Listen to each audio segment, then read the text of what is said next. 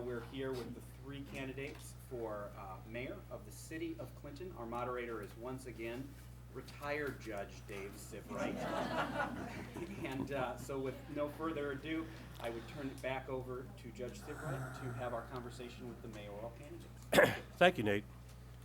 Again, I want to thank, on behalf of the citizens of Clinton, the Chamber for sponsoring this event, for making it possible, and for drafting the questions. I'm going to read some biographical statements for the three candidates for mayor, beginning with Jennifer Graff. She's married to Charlie Graff, and they have been married 35 years. Jennifer has served 12 years as a member of the Clinton School Board. She's also a member of Rotary and serves on its board of directors. And she has served as the president of the Clinton YWCA. She's also currently chair of the Bridgeview Mental Health Organization. Mark Vulich has served as Clinton mayor since January of 2012. He and his wife Connie, of 32 years, were both born and raised here in Clinton. Mark is a graduate of St. Mary's High School and Mount St. Clair College, and a graduate of Indiana College of Mortuary Science in Indianapolis. Upon graduation from college in 1978, Mark returned to Clinton, and he is the third generation to own and operate the Delaney Vulich Funeral Home. He retired from the funeral service in 2002. He and his wife currently own and operate Midwest Services and Supply and Midwest Computer and Consulting, both located here in Clinton. Before being elected mayor in 2012, Mark served for 6 years as a council member at large for the city. Ed O'Neill was born and raised in Chicago, Illinois. He graduated the Chicago Catholic school system. He went to Robert Morris College in Carthage, Illinois, where he met his wife, Diane. After receiving his associate's degree in business administration, Ed enlisted in the United States Navy in 1970, and after 4 years of service in the Navy, he returned to Macomb, Illinois, and attended Western Illinois University, where he received his bachelor's degree in law enforcement administration in 1976. During the next 12 years, Ed served on the police force, owned several businesses, and served on the county board in the Macomb area. In 1988, Ed, his wife, and 2 children, Sean and Michelle, and Diane's mother, moved to Clinton. Diane, his wife, is the food service manager at Mount St. Clair, or was the food service manager at Mount St. Clair, and Ed worked as a salesperson and sales manager at McElhaney Motors.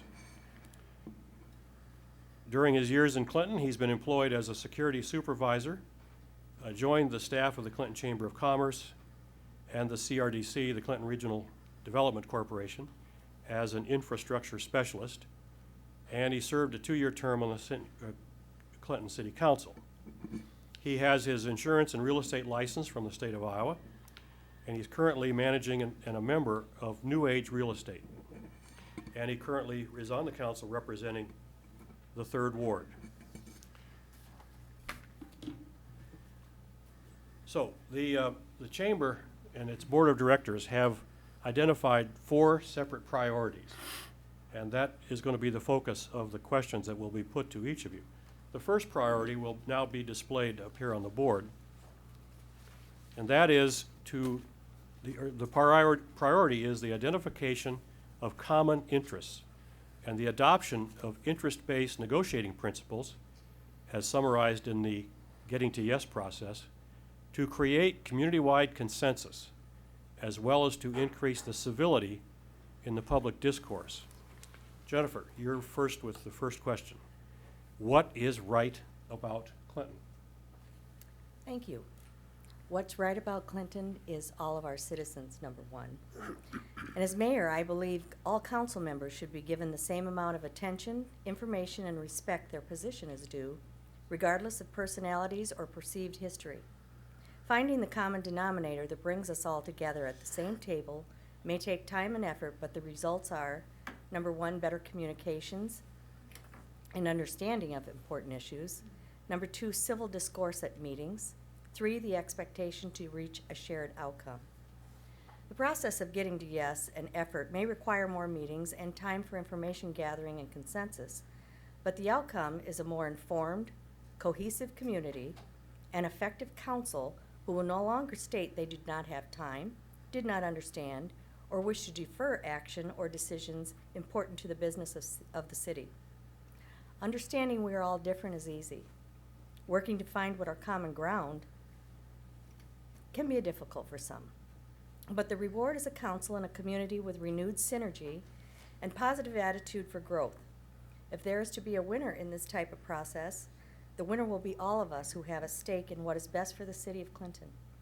This is the effort and focus your mayor must employ. This is the effort and focus I will do as your mayor. Thank you. Okay, Mark, same question for you. What is right about Clinton? Well, I think what's right about Clinton is, number one, the people. Number two, the location of the city of Clinton. I don't think people realize the valuable assets that we have in this town. The Mississippi River is probably the biggest asset the city has. Other than that, it's the industry, the businesses. This is a great little town, or mid-sized city as the state of Iowa refers to us. And I don't think the people that live here appreciate that because we're too close to it. I think if you were to go down to the riverfront when we had the American Queen in town, which I've done for 4 times, and you talk to the people that have come to visit this town, they talk about how beautiful it is, how great the people are, and how wonderful the history of this town is. And I think those are the things that we need to market, and sometimes since we are so close to it, we don't see it. Thank you. Ed, what, in your opinion, is right about Clinton? Well, I think the thing that's the most outstanding thing that's right with Clinton is the potential. And I think what we haven't done is we haven't tapped that potential and we haven't got it to its fullest degree. There's a lot of times when you hear some of the negative things, but if you look at some of the things that are positive about Clinton, when I worked for the chamber, we got involved in the program for the $1 million award, and there was 27 cities that started out in that. It got down to 3, and Clinton was one of the ones that won the Great Places Award, and that was $1 million. And I remember when that first got organized, we had probably at least 100 people that got together and put together what was so good about this town and why we were able to be one of the great places. And when we got that award, I think a lot of people were shocked. And as you go through everyday life and listen, there's people that have radio commercials that have nothing but upward and positive things to say. There's 100 things to do in this town any weekend you come here. And so I think we need to capitalize on the possibility and the potential of this town and get together as a unified group and bring those priorities and that potential to fruition. All right, thank you. Mark, you'll be the first one for this question. What is your 10-year vision for our city? My 10-year vision would be that we develop some what I would call higher-end housing in this town. I think it's something that's very much been lacking over the last few years, and I think that's been costly to our community as far as having the business leaders, the management level of personnel live in Clinton. I've talked to some of them that have come to this area, and they say that they are unable to find housing. And when you really look at it, we do not have that much in what I would call, and a lot of people will shy away from this, the 200,000 plus housing. But people that come from large cities think about that. 200,000 is sometimes starting level at those houses. So they think nothing of a $250,000, $300,000 house. And I think we need to keep that in mind. We need to appeal to everybody that would want to come to Clinton. I think that we need to develop our rail park. I think we need to keep developing our Lions Business and Industry Technology Park out there. That has done really well as far as bringing in jobs. It's got a great future. Our rail park has a great future. We need to also work at developing our downtown and the Lions Business District. Lions has become a very cohesive group that has a plan, and they are moving forward. Downtown Clinton is starting to finally get themselves together. They're considering becoming a Main Street. I think that's a great goal for them, because the communities that have the old river towns and the downtowns and such, they need something to attract people for tourism. And people come to look at small cities, old-fashioned downtowns, and I think we need to do that. We have no uniformity in our downtown, and I'd like to see that you know, in the future that we restore our storefront and we have more businesses in the downtown. Thank you. Ed, what is your 10-year vision for the community? Well, I think, you know, where we're going to be in 10 years is going to be very exciting. Right now, presently, we've got 6 projects working that are waiting to get some tax credits for housing. I think there's 340 units in there, and there's $390 million that's going to be invested. We got the Wilson Building, that's going to be some upper-end market value housing. We've got the Roosevelt project that's going on. We've got the 200-unit townhouses out behind the casino. And just recently, we talked to someone who's going to develop 45 townhouses if they get the tax credits. So, you know, that 10 years is starting right now. And I think, you know, the council that we're working with right now and that group of people, we're starting to tackle the hard problems. We're asking the out of the box questions, and we're taking care of some of the things that have gathered some dust and have probably held this town back a little bit. And I think I agree with my other 2 colleagues tonight up here that I think the development of Lions District and our downtown is very important. We have put a ton of money and a ton of effort into the west side. And there's a group of people that were instrumental in developing that, and I think we need to thank them for that. But I think we need to come back downtown and develop that downtown here and the Lions District, and we need to keep that viable and most certainly not, you know, drive traffic away with it with any kind of highways or bypasses, and bring that community together. So, thank you. All right, thank you, Ed. Jennifer, what is your 10-year vision for the community? Well, my 10-year vision for our city is to continue a positive relationship with the Chamber by considering ways to promote and assist new housing development. City policies can then be designed that can benefit both the city and developers, while additionally pursuing possible state and federal incentives. People want to live in Clinton, like Mark and Ed both mentioned. We need to provide the housing to do so. Develop a positive, meaningful relationship with our taxing counterparts, the schools, and the county. Potential businesses and industries take a hard look at the amenities the community can provide for their families to locate. Showcasing what we have is essential. Finally, the Clinton Regional Development Corporation. Many years, many people, and focused effort has been made by this group to bring new industry to our community. These are the people with the focused attention and skill sets to make it happen. The city neither has the manpower, finances, or the time to devote to create a new development department. And I think it's critical for the city to utilize, partner, and encourage the Clinton Regional Development Corporation for the viability and long-range planning for growth in our community. All right, thank you. Ed, this will be first for you. What are the common interests between the city and the other 530 members of the Clinton Chamber of Commerce? Well, I think the common interest is to grow the city in a way that is going to be beneficial for not only industry, housing, the railport, and the chamber. And I think we need to make sure that we don't miss any of the entities that are involved there. We've got a great number of small businesses that employ probably a huge number of employees, probably upward of 3,000 people. And we need to make sure that, you know, there's programs in place for them to either rebuild or revitalize their businesses and work towards getting some tax breaks and some incentives to do that. On the other hand, I think we also need to do the same thing for our residents. We need to incentivize for people to upgrade their houses, to rebuild some of the things that have not been worked on over the years. And we find that somehow we leave that back in the dust. And I think we need to get with those groups of people and find out what's a common goal for them. And with the chamber, I think we need to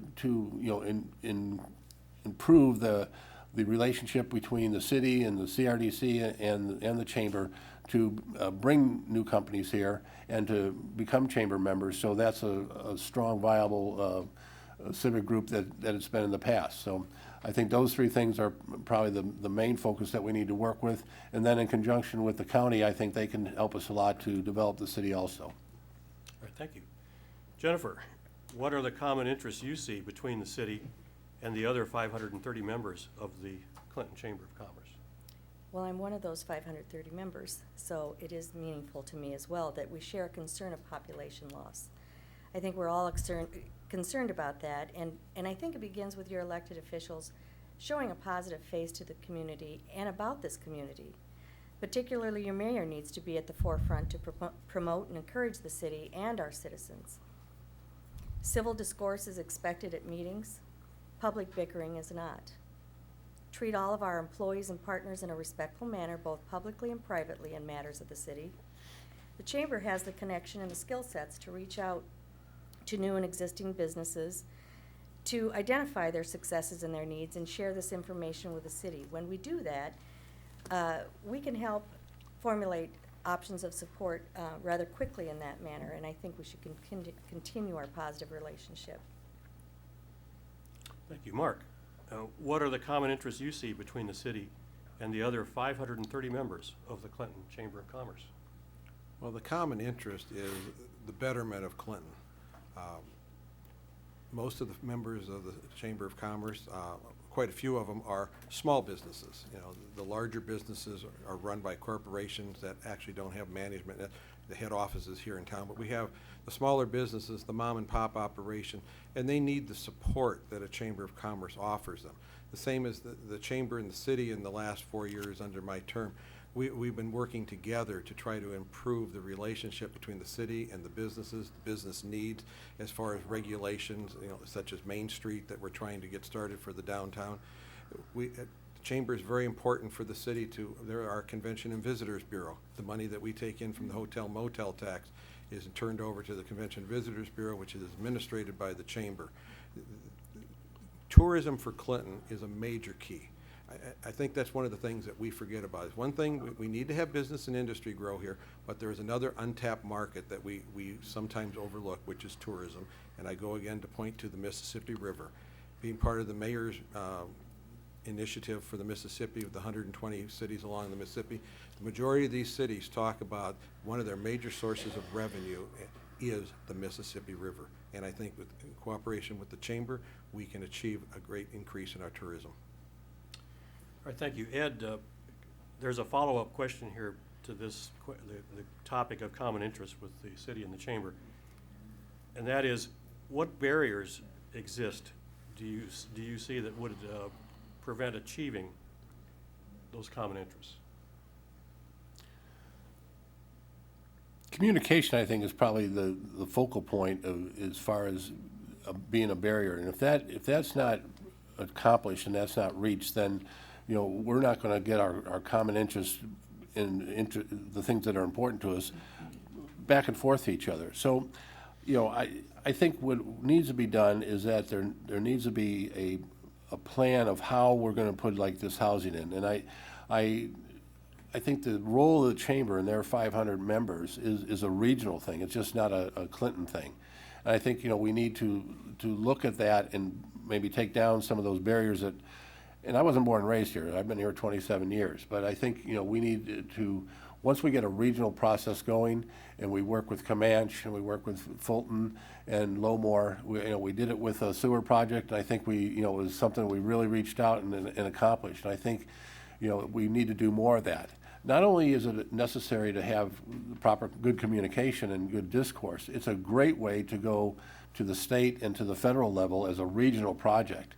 And the people in this room that have gone to Washington, the times I was with the Chamber and the CRDC, you walk into a senator's office or a representative's office with a regional project that's going to take care, going to bring in Comanche and Lowmore and Fulton, we get all the attention in the world because they can bring in a lot more of their constituents into the process. So I think we need to work on some regional projects, and we need to get the communication to where we're all on the same page as far as what those projects are going to be.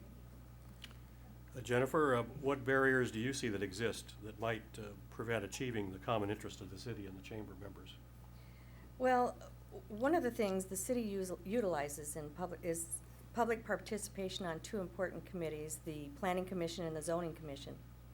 Providing those community volunteers with training such as code and state requirements is necessary for their success and for the direction they help provide the city. I suggested that training process take place. The council relies on these citizen-led committees to formulate many of our developments and ordinance changes. Providing the council with all information to make decisions for growth in our community should be a priority for meetings. So as mayor, you can and should call extra meetings to help allow the city council to help hear the development requests and potential opportunities, ask questions from presenters in a civil manner, and ultimately understand important actions the council will be required to vote on to move some of these exciting possibilities forward. Mark, what barriers do you see that might exist to the common interests of the city and the Chamber of Commerce achieving its common interests? Well, one of the barriers that I think always has been in existence is the bureaucracy that exists between just dealing with government. You know, it's easy for the chamber, and I'll give you the perfect example would be the Wilson Building and the Roosevelt administration. Nathan and the chamber were very instrumental in making those projects go. He was able to sit down with the developers and meet with them, talk through their bring the issues to the city. When you deal with government with the open meetings laws, it becomes very difficult sometimes to get some of those things that need to be talked about, you know, that not everybody in the public they don't want it in the press yet, it's not ready to be released, that we have to deal with. And this is a part that the chamber plays.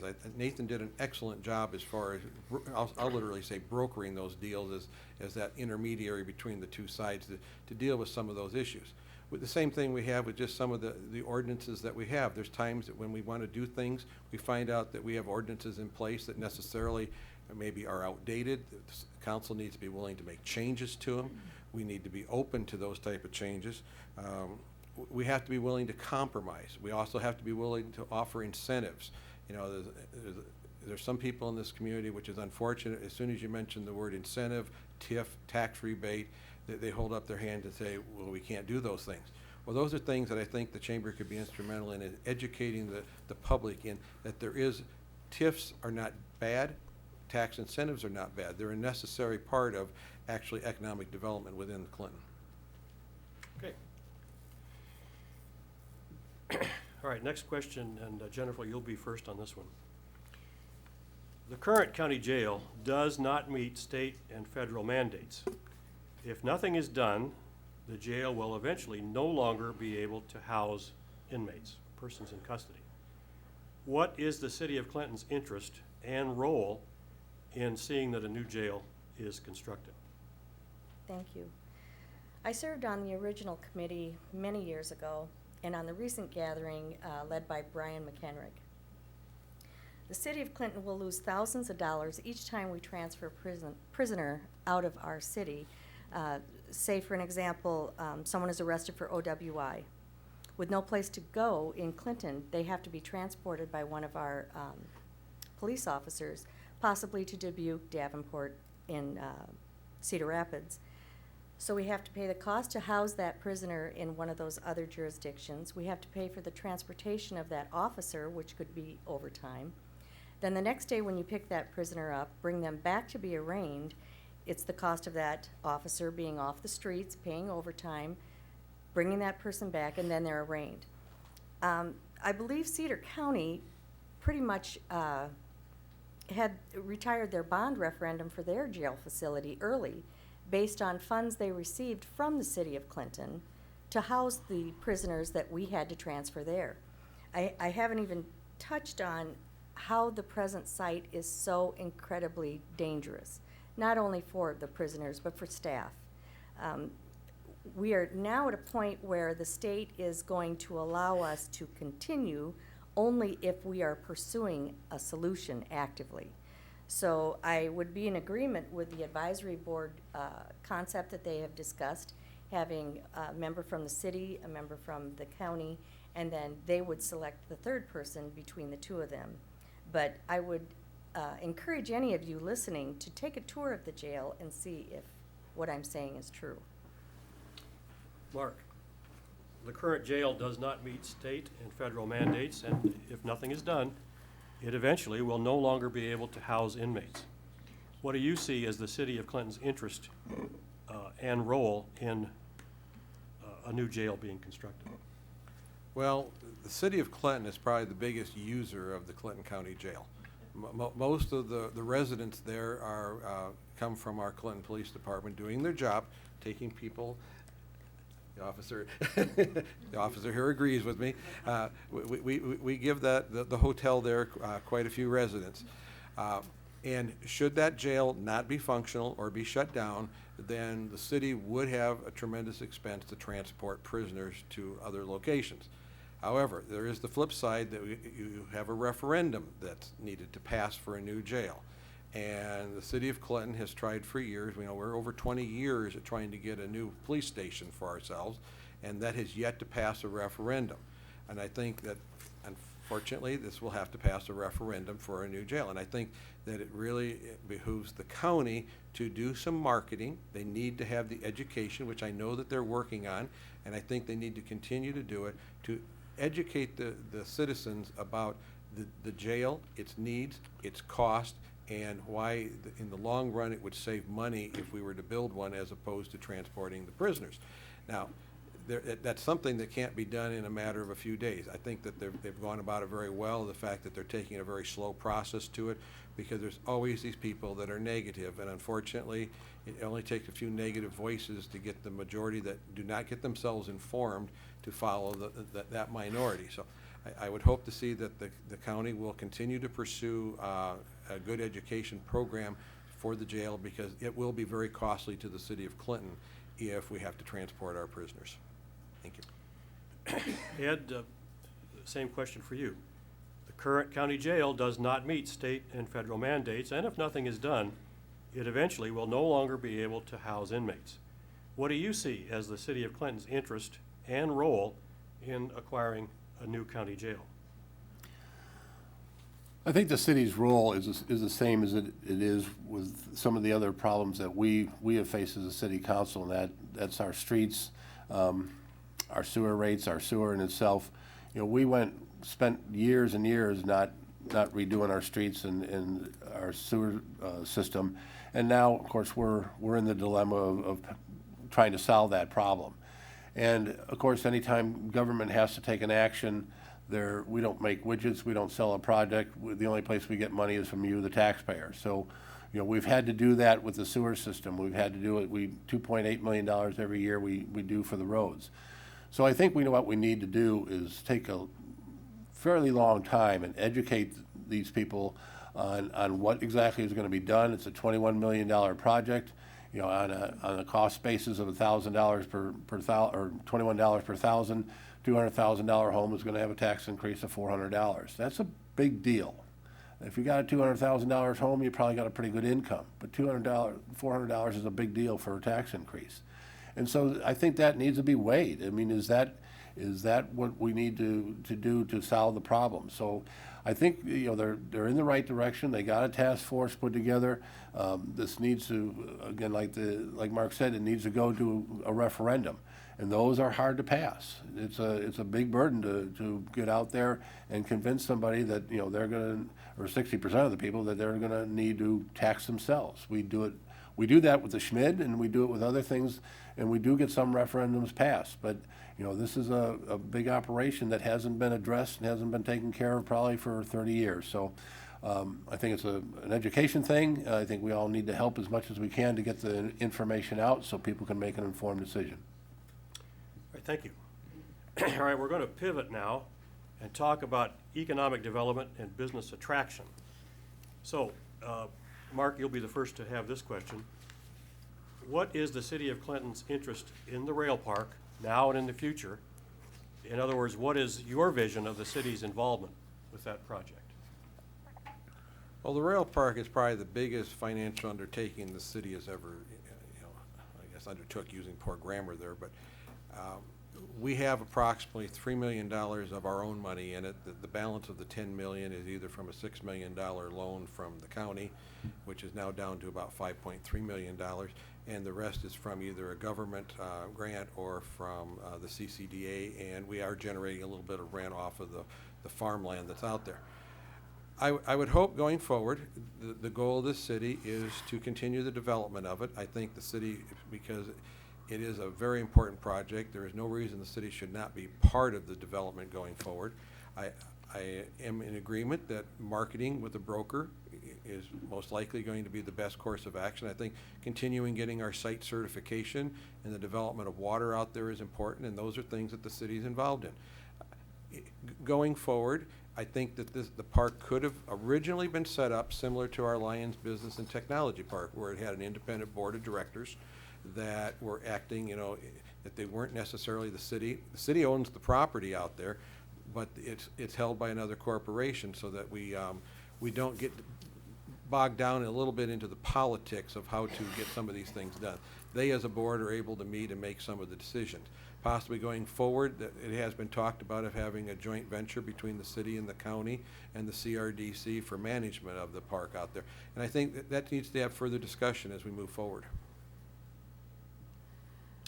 All right. Thank you. Ed? Or, excuse me. Yes, Ed, discussing economic development and business attraction, what is your opinion of the city's interest in the rail park now and in the future, and what is your vision of the city's involvement in that project? Well, I think the city's involvement should stay either at the same level it has been or even increased. Back when I did come to work for the CRDC, I wrote the first 3 grants for out there. It was $7 million worth of grants that got some of the rail put in there, and was the only thing that was out there was what they call the sweet spot. That was the way going into the park. And I think we need to work together with the CRDC and the chamber and get this promoted to where we do get some of that land sold and get working on getting a major industry in there. As of now, we've got one company in there that was basically an ancillary company for the Union Pacific, because they build the railroad ties made of concrete, and they pretty much wanted them in there. So I think we need to go out and really get this marketed. And one of the things that I'd like to use, and I brought this up when I was with the CRDC, and I brought it up recently. There's a chapter in the Iowa Code, it's 28J, and it answers the question about port authorities. What port authorities do, it empowers a body to go out there with a group of people that come from different segments of the area. And again, it would be regional, and I would, that port authority would have representatives from Fulton, from Comanche, DeWitt, and Lowmore, and Clinton.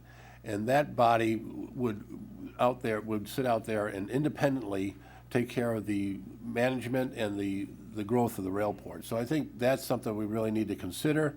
In lieu of not doing that, I think we still need to have our efforts put together with the CRDC and the chamber and get the ground sold and promoted out there. All right, thank you. Jennifer? Thank you. Turning to economic development and business attraction, what is the city's interest in the rail park now and in the future?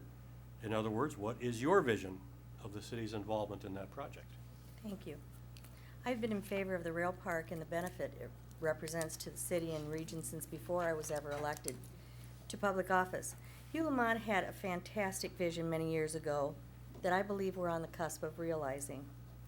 Partnering with investors is an option, and securing a renowned developer for this site is timely.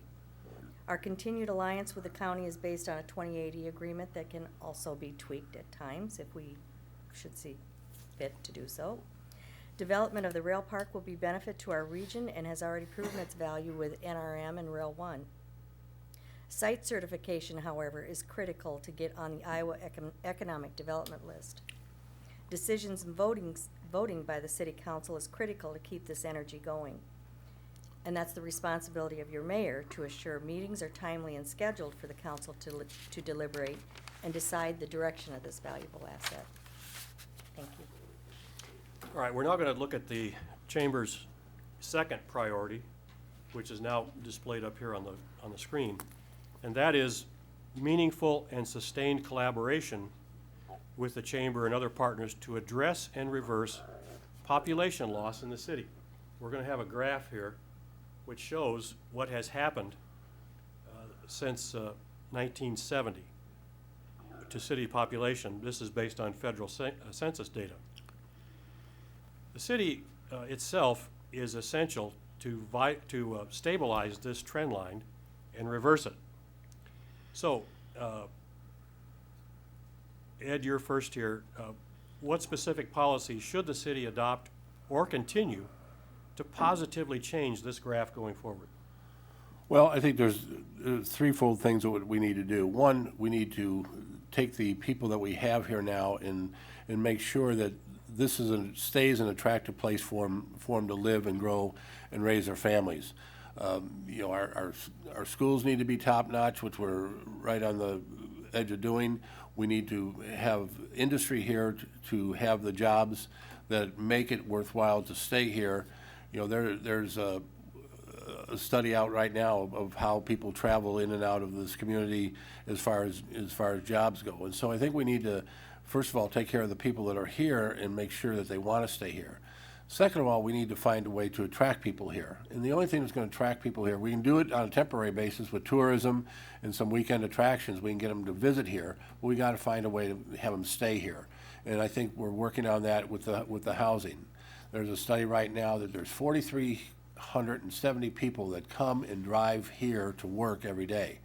There's a reason why they don't stay here. And I think part of that, the big majority of it, there's not a whole lot of real nice places to live.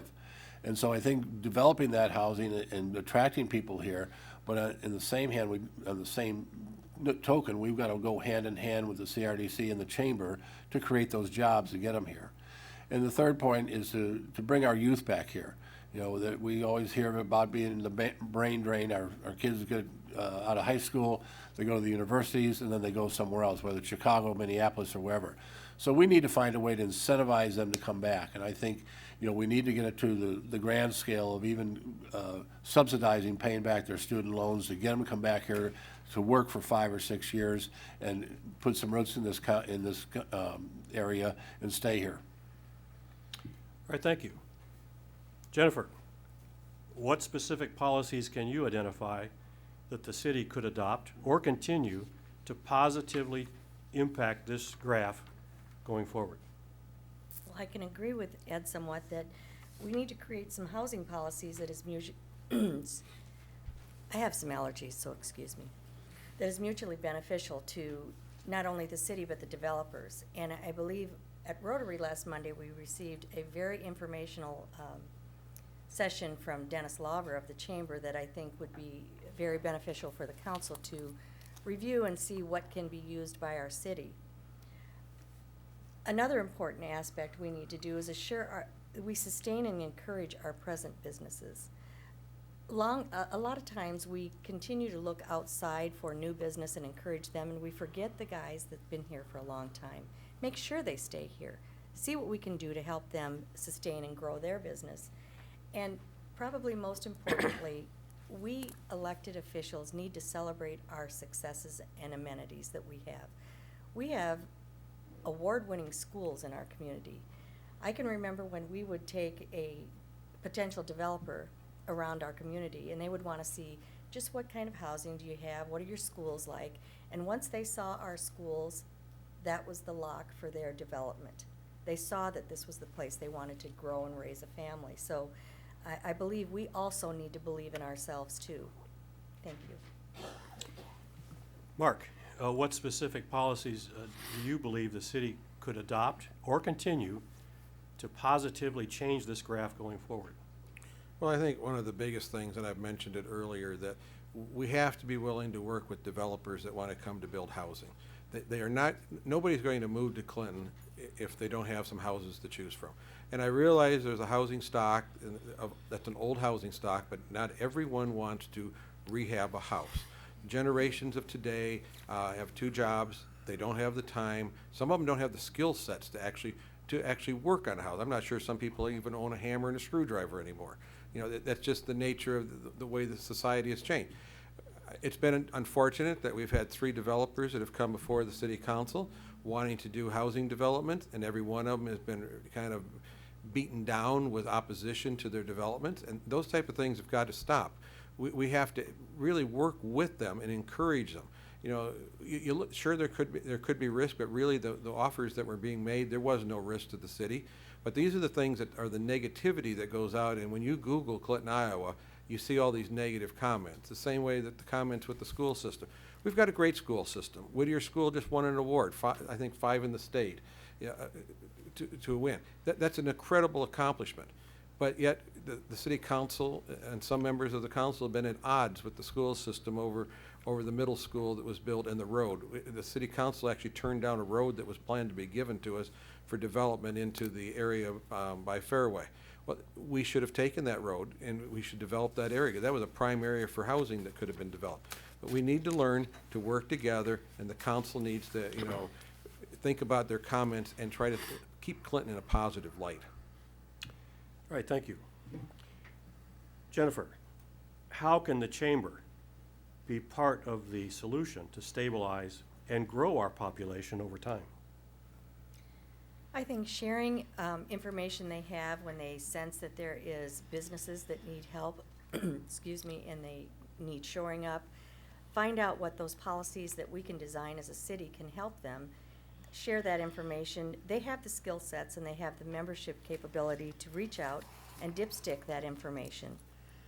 We need to access that and tap into that. Mark, same question. How do you feel the chamber can be part of the solution to stabilize and grow our population over time? The chamber is a very important part, and I'll give you an example. Last year, Target announced the closing in Clinton, Iowa. Nathan and I were immediately on top of that announcement and went out and met with the manager.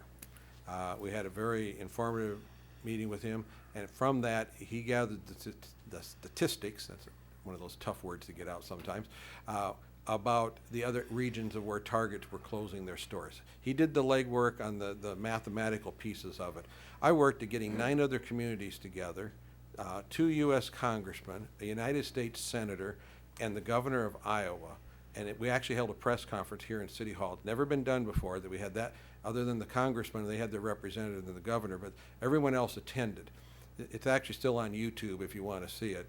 I was rather proud of it. 45 minutes. We had school children make their little cards asking Target to save the Target. Unfortunately, it was not successful. Not even the governor could get to speak to anybody from Target. Their decision was final. But I think it shows that we can work and we can try to do these things. Unfortunately, that one was not successful. But I know that the chamber has been very successful with, like as I've said earlier, with the Roosevelt and the Wilson Building downtown. And these are the things, and through the last 4 years, Nathan and I have worked very closely together, just as I work very closely with the CRDC. And the three have a great relationship, and going forward, we as a group can bring great things to Clinton. Ed, how do you feel the chamber can be part of the solution to stabilize and grow our population over time? Thank you. Over the last 40 months, we've lost 520 jobs in this town. We've watched IPSCO close, Evergreen close, Stampede, Ashford University, and Target. Putting a Band-Aid on a severed arm is not a solution. It's a nice attempt, and it was a good gesture. What I've talked about, and if I'm elected mayor, what I propose to do the very first week I'm there is to ask the city council to make a position of director of job retention and creation. And that's someone who's going to be never in the office. I wouldn't even like to see him in City Hall. They need to have 3 appointments every day. Go out and talk to the restaurants, go talk to the industries, go talk to the managers, go talk to people that have businesses big and small, and find out what that first little part of that bleeding is before we get to a major catastrophe. And when you do things like that, you can find out. Nobody's going to come to Rotary and say my business is failing. No one's going to come to a chamber meeting and say, gee, I'm going to file bankruptcy next week. We need someone out there on the street to go talk to these people on a monthly and weekly basis, to find out and sit down and have a cup of coffee with someone who can build confidence and have a rapport with these people and say, is there anything the city can do to help your business get better? Well, I always have this problem because I got to move my garbage around, or whatever it is. It could be something very simple, but they need a connection on a monthly basis to get back and have these problems solved. And if they need something changed in an ordinance or they need some enforcement on something, we need to find it out now. Not when they're back up in Minnesota and they've already made the decision. We're not going to change that. We need to stop the problem before it becomes a problem. And that's what I would do as mayor, is to develop that department. All right, thank you. Next question. Mark, this will be first for you. What can the city of Clinton do to improve its overall community image? both for our own citizens and those outsiders? That's an excellent question, because I think in the last week, or our last council meeting that we had, we found it very informative that, we have the water shutoff that has been talked about for over a year. And when we actually sent out letters telling people that their water was going to be shut off, we have people that said, I never knew anything about it. It was in the Clinton Herald, it was on our website, it was on our Facebook page, it was on the radios. I was on 5 nights in a row on KWQC and their little snippets that they had of telling people to please come in and talk to us, we don't want to shut off your water. Still not be seen. How do you reach the public today? I think that's the first thing that's going to need to be answered, because today's society is very mobile. They don't necessarily listen to the local radio stations. They don't necessarily read the local newspaper. So how do we reach them? Is social media the choice? I think that's one of the things first that we need to find is, what are the ways are we going to reach the public to find out what their needs are? And until we do that, it's going to be very difficult to communicate with everyone. The city of Clinton wants to adopt a new snow policy for parking that's going to say that when there's 1 inch of snow, you'll have calendar parking. My question was, who's going to make the decision for the 1 inch? And number two, how are we going to tell people it snowed 1 inch when maybe in Lyons it hasn't snowed yet, but it's snowing in the south end of town? There's really no good answer for that. I think going forward, we need to come up with a very good way, and I think that's going to take a group of people probably brighter than any of us sitting here. We need to actually get, I would say, the younger generation that's into communication in a different media than what we're used to find how do you reach today's public. Ed, how do you feel the city can improve the overall community image, both for our citizens and outsiders? I think the first thing and the most important thing is we just need to smile. I don't care if the dam broke. If there's a problem, no matter how big it is, we need to at least look and have a discourse where we start talking to each other and we handle it in a manner where we talk to people. I have a monthly forum every single month. I talk to people that I represent in the 3rd Ward. People from outside the 3rd Ward come there, and they tell me things that you don't hear on the TV. It's hard for a lot of people to come up to that microphone and address the city council and be on camera. We do it every week. We don't hardly even know it's there. But there are people that have ideas and that have concerns that don't do that. But somebody needs to go to talk to them, and that's why I try to communicate with them. And if we've got a problem that is just seems like it's 1,000 miles apart, you start going back to what's important to the chamber as far as getting to the yes. When you sit down with someone, if you only got 10% in common, you sit down and talk to them and you realize that you can talk to that person, they realize they can talk to you. Then all of a sudden you look them in the eye and you smile and you ask them how their kids are. And then all of a sudden you got 20% solved. And by whether it's a week or a day or whatever, all of a sudden you might have 40% of the problem solved. Well, you got 40% of the dam clogged up, back up. And so I think that's what we need to do. We need to find a different way to communicate.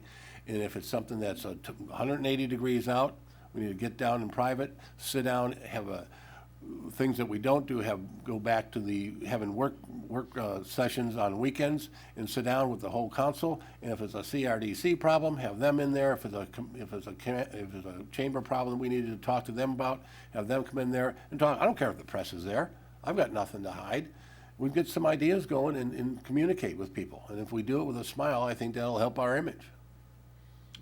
Jennifer, what do you believe the city could do to improve the overall community image, both to our citizens and people outside the community? Well, the first thing we need to do as elected officials is treat each other civilly and have public discourse in a calm manner. I don't see that happening right now, but it will change. When you look at beautification efforts, it may sound simple, but in 2009, Charlie Mulholland, Bev Herman, Maggie Clace, and myself convinced the rest of the council to create a resolution called Clinton Cleanup Day. And there were areas of the community that needed to have some beautification, and it has spurred others on to do so. And I believe it continues and works today. But I think that the manner in how your public officials act is the beginning of any positive change, and they need to act positive. Thank you. Let's now look at the third priority identified by the Chamber of Commerce, and that is continued investment in public roadway infrastructure overall, but also increased focus on beautification and maintenance of heavily traveled corridors and entry points into the city so that we create a positive first impression when you enter or travel through the city by car or truck. So the first question, Ed, you'll be first on this one. How should the city prioritize what roads are redone or maintained? Well, I think we're already doing that. I mean, part of our budget process is we have the road improvement program that gets funded every year. I believe it's $2.8 or $2.7 million. And that automatically goes into the budget to go to road construction on the city streets. We, again, another problem that's been sitting in the corner, gathering dust, and for some reason never got addressed until our engineer, Jason Kraft, came along and came up with a program, said, you know, it's going to take us a while. And this was like 5 or 6 years ago. But it's going to take us a while, and I need $2.5 million every year to do this. And all of a sudden, we're walking into 2016, and 2018, that program is going to be completed and come to fruition. And so we're going to have the streets done. And then he's got a program, then we got to take on the idea of maintaining the things we've done. So I think, you know, that program in itself is basic, and it's prioritized by Jason. And the reason Jason prioritizes is because he can correlate those along with sewer projects, so we're not putting down a new street and then tearing it up to put in a sewer. So he's the guy that has the plan. He has the ability to know what sewer projects are going to be done. And that, along with our BNS department, who's been totally reworked and is now doing a great job as far as enforcing the codes of the city, I think we're going in the right direction. But we still got some work to do. So again, a Saturday workshop, sit down with interested groups that want to do some beautification programs, and put those down on paper, bring them back to the council, and get them implemented. Jennifer, how do you believe the city should prioritize what roads or streets are redone and maintained? Thank you. I believe the continued efforts to maintain and refurbish all of our streets began with an aggressive plan around 5 years ago. Many streets that were residential dirt roads are now paved, and this is a process and program that I believe needs to continue. When I was on city council, we did an action where, as wards or at-large representatives, we had the ability to choose any roadway we felt that we should do refurbishing. As an at-large council person, I chose South Fifth Street for refurbishing, knowing it was a critical thoroughfare for our city in its location just off the South Bridge and turning on from Comanche Avenue. I did not pick my own street that I lived on, which was pretty bad at the time, and but that was my belief in what we should do as the community is do that. Thank you. Mark, what do you believe would be the process to prioritize what roads or streets are redone and maintained? In 2006, when I joined the council, the city had absolutely no pavement management plan at all. I think the only street they fixed is if it actually collapsed or they went out and put some coal patch in it. You know, in 7 and 8, there was finally brought to the city council the concept of a pavement management program, in which we actually hired Iowa State University. There was a vehicle that you may have seen drive through the town with lots of flashing lights and little cameras. And what it did, it went up and down every street, and it actually created a software program that gave the condition of each one of the streets. And in Jason's office, there is available for the public an actual list of all the streets in town and what their rating and condition is. And it also has what he has prioritized over the next 7 years as the order of what they're going to be done. Now, unfortunately, every year, based upon what happens in the winter, because we have freeze and thaw, some of those streets get changed just because you know, one street will all of a sudden deteriorate. Fifth Avenue South was an example. It very severely deteriorated, and this year it was on the list. But we do have a plan. We're spending $2.5 million a year trying to bring the streets up. In 7 years, we will have them up to all an equal level, in which we will be able then to maintain them. I think another good example is going after state and federal grants, because if you take a look at our Liberty Square project, that was a $60 million program that, you know, revitalized the entire area there along Comanche Avenue. And that was actually, at the end, was paid for by a $2.7 million Tiger grant. So we take advantage of federal and state money when we can, but then, you know, naturally, we have to make adjustments each year based upon the streets. We have our list, but we do have to make changes based upon what does occur over the winter months. Okay, let's look at the fourth priority adopted by the Chamber and its board, and that is fostering business growth of companies, both large and small, through a meaningful but flexible regulatory process, and also continued city assistance to eliminate barriers to business growth and expansion in the city where possible, especially in the context of fair and equitable assessment of property within the city. Jennifer, this first question is for you. The members of the Chamber, as well as other businesses and individuals in town, help underwrite several different taxing jurisdictions. How closely should those taxing jurisdictions work together, and what would you do to improve communication between them? Well, first I'd want to identify who those entities are, but I think one of the things that is really being bandied about is the combination of the city assessor and the county assessor's office. That's the next question. It is? It is. Well, then, I won't answer that then. But could you repeat the question? Yes. We've got several different taxing jurisdictions, and local businesses, individuals underwrite all of those. How closely should they work together, and what would you do to improve communication between them? Okay. County, city, and schools, that's your three taxing bodies. Thank you. I don't mean to be so fractured, folks, but this is kind of nerve-wracking doing this, so please bear with me. I'm not that silly acting, but the county, city, and schools are all the three taxing entities that we have today. We are so closely aligned, but we're so separate because everyone has their own jurisdiction and they're protectionists. But knowing that we can work together can do nothing but enhance all of our growth. How do we do that? When I was on the city council, we did have a governmental affairs committee that would meet, not the Chambers Committee, but we would meet with the taxing entities on a quarterly basis. We would find those commonalities that we all three have, such as lawn mowing for the schools and the county and the city. Is there something that we can share in that manner? Busing, how do we get people from one end of town to the other? That's all with the schools as well. We're all in this together. It's one pocketbook, it's one wallet. That's who pays the taxes that make all of our three operations work. So why can't we work together? And I think being open, scheduling meetings, working together, we can make that happen. And I would do that as your mayor. Thank you. Mark, as members of the chamber, members of the chamber and other businesses and individuals as well, underwrite several different taxing jurisdictions. How closely should those jurisdictions work together, and what would you do to improve communication between them?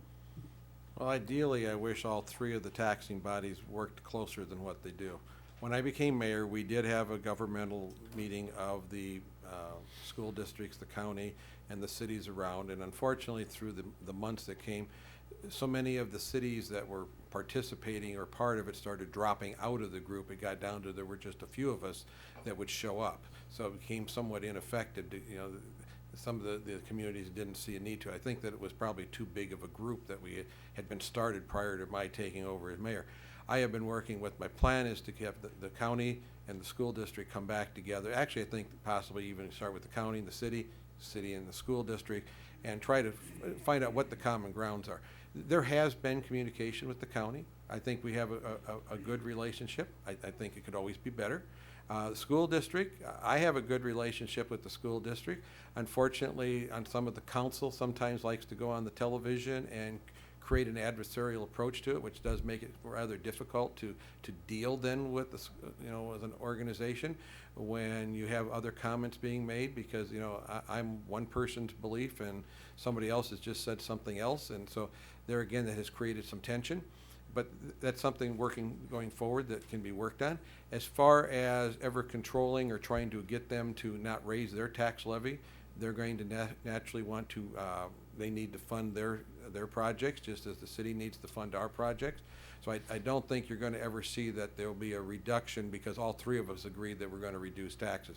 Everyone has needs that have to be fulfilled, and it's all basically that's their budget process. And just the same as we would not expect them to interfere in our budget process, other than maybe express their opinion. But it's never going to happen that the three bodies are going to actually sit down together and agree on a tax rate. Ed, the members of the chamber, as well as other businesses and individuals, underwrite several different taxing jurisdictions. How closely should those taxing jurisdictions work together, and what would you do to improve communication between them? Well, first of all, I'd like to respond. There are people that do have differences of opinion, and they need to be expressed, whether they're the mayor or they're the city council. And I think the important thing that needs to be done is, meetings are fine, and we do have restrictions with the open meeting laws, so we can't do a lot of things on an individual basis. But as far as barriers and making it flexible, I think we need to go out and we need to hit the dirt and the pavement and start talking to these businesses and these business people about what's it going to take or what do they need to expand. And we can do some of that through tax incentives. We can do it through tax abatements.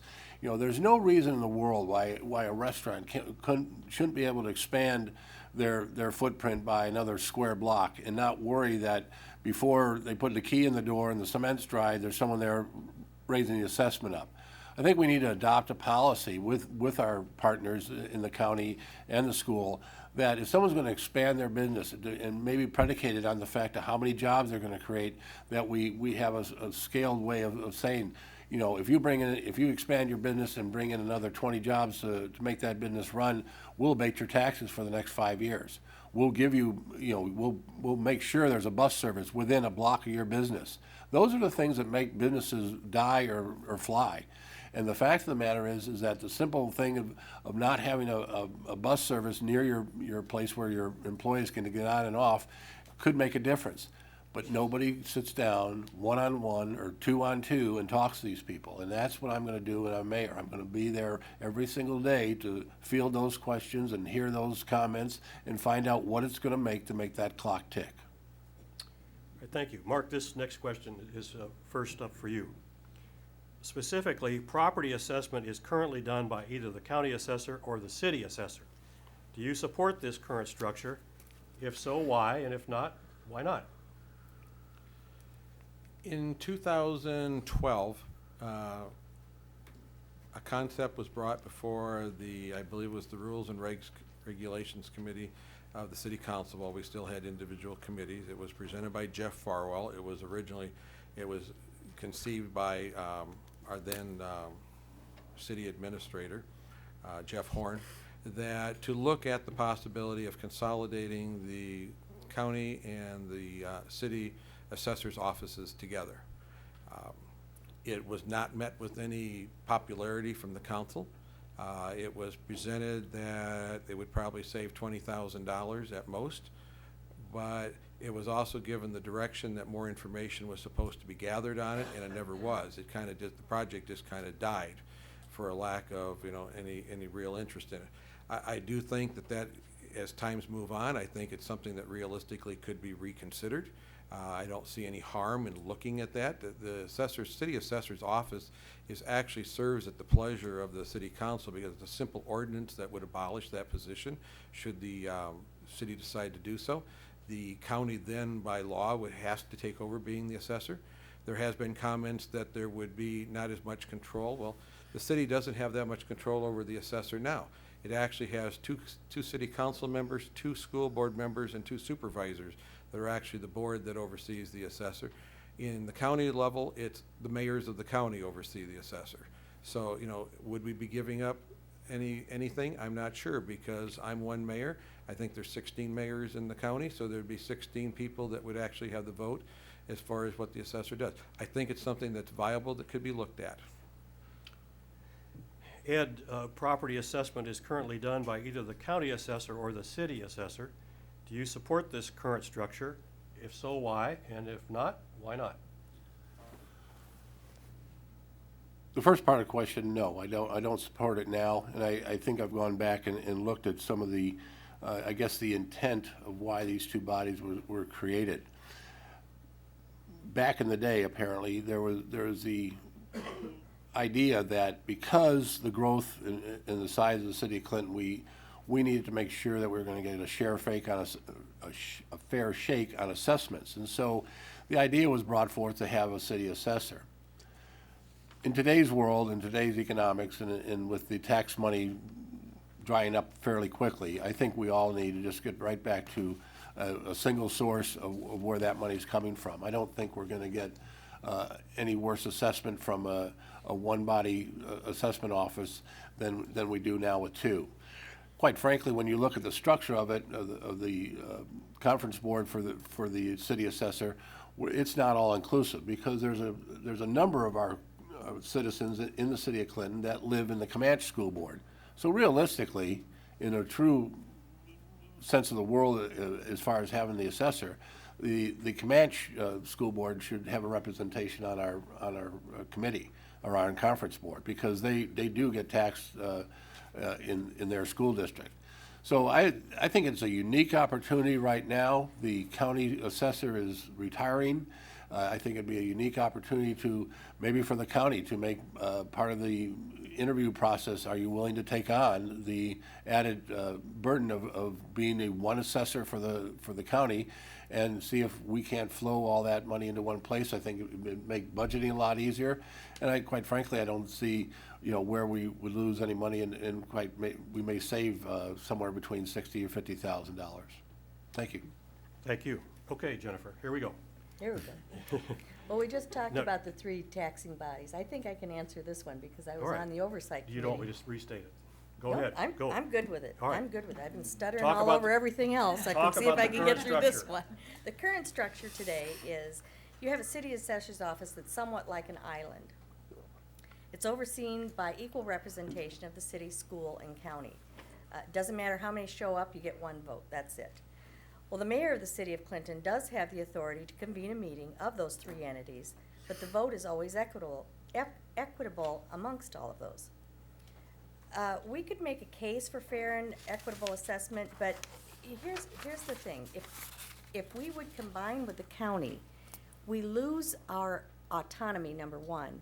And basically, the city assessor is our checkbook. What comes out of those, when we make our budget annually, it's based on the dollars that were provided by the city assessor's office. It's not always given to us in a timely fashion, but that's how we make our budget. So then what would be the oversight? Would it be the county? Would it be their formula, which is all formula-based?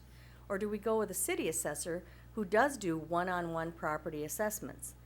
So I think before we would just jump into that and say, well, this is a great time, let's combine them, we have to make sure that it's in the city's best interest to do this. And I would also mention that we have over $90 million of tax exempt status properties in our community that we do not realize taxes from. Just thought I'd throw that out there too. Thank you. All right, Ed, you're first up on this one. Are there other examples of shared services or systems between the taxing jurisdictions which you could support or advocate for combining? As far as services go, it's been tossed around before about, combining into one police force, combining into a separate or a combined fire department, and even just a total public service. And I don't see that in our future right now. I think the ability to have the uniqueness with what we have with our police unit and our fire unit, most certainly our street and city workers as the other entity, needs to be kept separate with the city of Clinton. We have unique problems. We have unique situations. We're still undertaking a $30 million sewer separation project. that our city street workers are uniquely qualified to work on and work with Nathan to get that accomplished. That's going to be probably another 5, 6 years at least, if not 10. Our police and fire, we're, for the first time in 17 years, we've got all 3 bargaining units under a 3-year contract. I'm not saying we've solved all the problems or solved all the issues, but we most certainly have this council in the last 2 years has put together a rapport, at least, that, where we can get down the bargaining units to come together, and we've got these 3 contracts all put together at the same time. So as far as combined services, I think you're going to find that there are unique needs out in the county, there's unique needs out in townships, and there's a unique need in the city of Clinton. Our fire department does an excellent job in doing shared resources. When there is a big fire, they come to each other's aid, and I don't ever think there's been a time when a police department is called for aid that our officers haven't crossed the bridge or crossed the road or gone wherever they need to go to help. All right, thank you. Jennifer, are there examples of shared services or systems between the taxing jurisdictions which you would support and advocate for combining? Thank you. Well, between the city and the schools, we can combine busing. That would be a cost-saving measure on both of the taxing entities. Between the county, the city, and the schools, we could share public works, lawn maintenance, snow removal, that type of thing. And between the county and the schools, they both have top-notch electronic media departments, of which the city of Clinton can't afford. So if we could dipstick and share those resources, I think it would be a benefit for all 3 of the taxing entities. Mark, are there other examples of shared services or systems between the taxing jurisdictions that you support or would advocate for combining? Well, let's start with what we already do as far as sharing. Between the cities of Clinton, Comanche, and Lowmore, we share the wastewater reclamation facility that we built. Comanche's wastewater comes to our plant. Lowmore's wastewater comes to our plant. As far as the county, right now we have an agreement with the county where they maintain some of our county roads and mow some of our county roads. That's something that I think in the future we could expand on, because the county has the equipment to handle the roads out in that part. We don't, our equipment is more geared toward the town. We have a harder time getting out into the county for those things. There's a couple other items that we could do, and I also look at them as possible revenue producers for the city of Clinton. There's been talk and that we could provide recycling and garbage service for Comanche. We have, with our new automated trucks, we have enough time in the day, I've been told, that we could actually take on Comanche as a possibility. We currently do some busing for the school district. Students ride for free on our buses for the ones that necessarily are not on the routes for the school system. We also, as another revenue producer, even though it's part of a mutual aid agreement, the city EMS service, we are working on an agreement with the Thompson Prison that we would hope to be the provider for EMS to Thompson if we could get that to be finalized. There are no barriers dealing with a federal institution as there are with sometimes dealing with the state. But we currently provide backup mutual aid for the Fulton ambulance and the Thompson, as they are not paramedic level where we are. The last thing that has been brought and I think could be expanded on is our building and neighborhood services. We do have a code enforcement department that I think that we could provide that service to other cities around us, and there again would be a cost saving to the taxpayers as we would be able to generate some revenue from it. All right, thank you. I'm going to pass that down to Em. Well, that completes the questions that have been prepared for your consideration. And now we're going to have an opportunity for each of you to provide 3 minutes of summation to explain to the citizens why you should be elected. And Ed, you get to go first. Thank you. First of all, I want to thank the Chamber for hosting tonight's forum, and also thank Judge Chevright for acting as moderator. This campaign is far from over. Actually, it's just beginning. But now's the time that you need to ask yourself, do I want 4 more years of job losses, tax and sewer bill raises, and decline in population, or do I want to move ahead with a new and progressive leadership? Name-calling doesn't solve problems, it only creates more. What does solve problems is working together as a unit, developing an out-of-the-box ideas for problems that have lingered around the city for years. That is what my colleagues and I on the council have done over the last 2 years. We took a $4 million problem of the uncollected sewer bills and with the help of the city attorney collected $500,000 from Layton State Bank rather than raise your sewer rates. We went after new legislation to give us the same playing field as the rest of the cities in Iowa so we could collect the remainder of the $3.2 million in delinquent accounts rather than raise your sewer rates. We have lowered the tax levy 2 consecutive years, asked the hard questions about budget, refused to implement disguised tax increases such as rainwater taxes, municipal fees, and other user fees that would only add to your tax burden. As mayor, I will work with this council and I will have a weekend work sessions to exchange ideas and produce results that create a better quality of life in Clinton. That's a big change from the present, and it needs to happen. I will also reinstate the agenda items of new and old business so new ideas from different groups can be addressed. Both of my opponents are nice people, but they've made some bad and costly decisions. During the 4 years they served together on the council, some of which cannot be changed, such as the financial tragedy of the EMS lawsuit, the $1 million lawsuit suing our own attorney from the EMS event, the selling of the municipal dock for $4 million less than what it was worth, and the early retirement buyout plan that now costs the city $270,000 a year. These bad decisions cost you and your families millions of dollars. I plan to be a full-time mayor, and I plan to be in the city hall every day to work with the other civic groups to bring the city back to the standard of living it had years ago.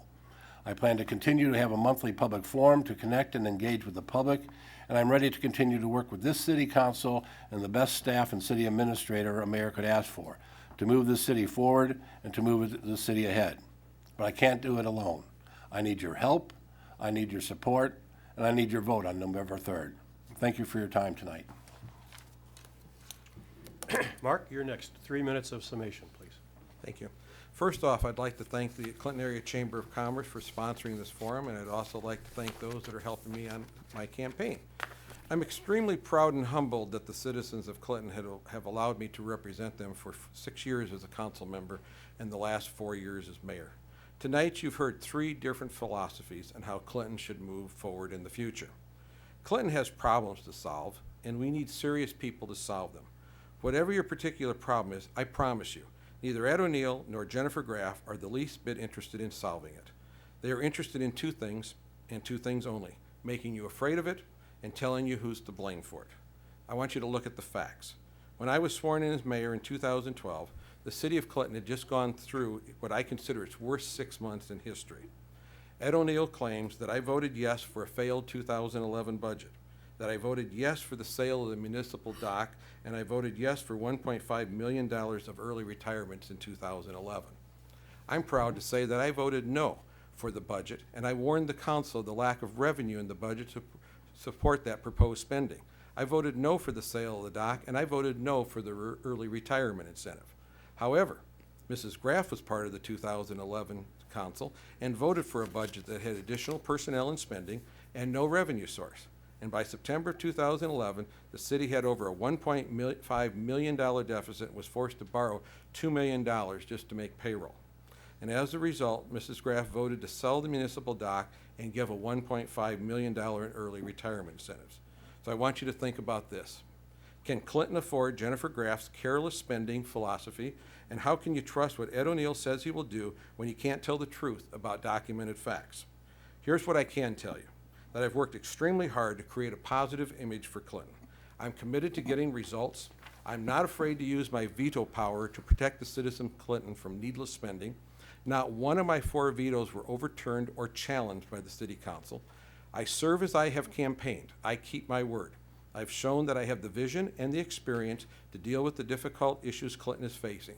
And I would ask that you please vote for me, Mark Volich, for mayor on Tuesday, November 3rd. Thank you. Jennifer, your 3-minute summation, please. Thank you. And thank you for bearing with my nervousness. I have no idea where it came from. While you may hear promises of job creation or proclamations of successes, the position of mayor has one primary responsibility to you, the citizens of Clinton.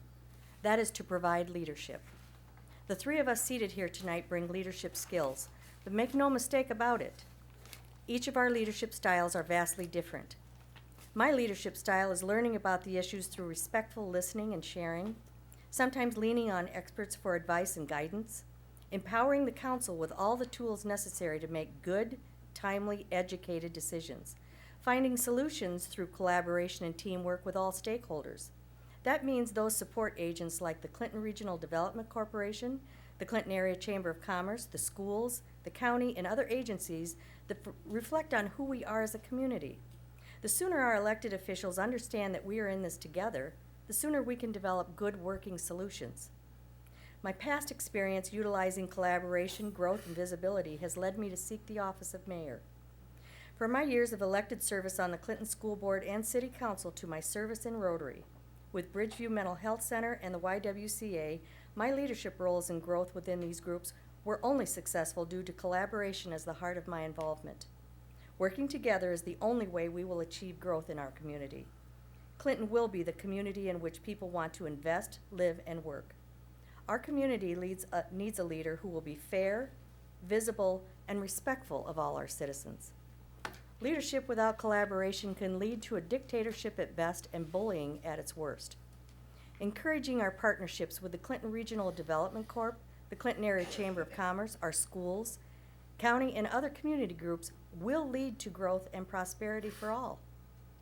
Utilizing collaboration skills from my training in interest-based bargaining to my successful completion of the Getting to Yes program will help me guide the city and help me to support our city council. Pointing fingers and denying we're all in this together lacks vision and must stop today. Leadership without visibility and training leaves a government rudderless and fuels hopelessness.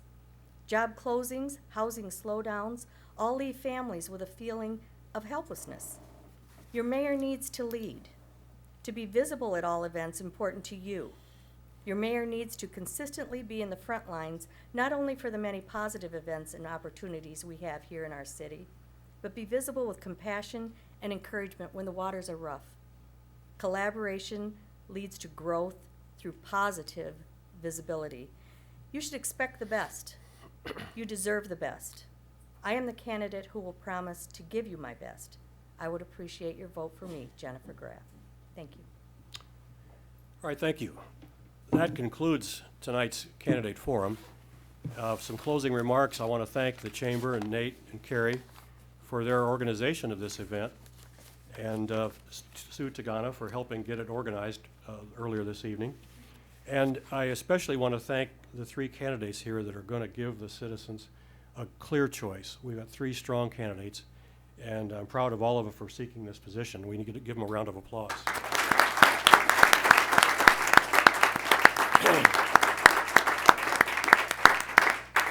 And it's been a privilege and an honor to serve as the moderator. So thank you for all coming, and everybody get out and vote in this election.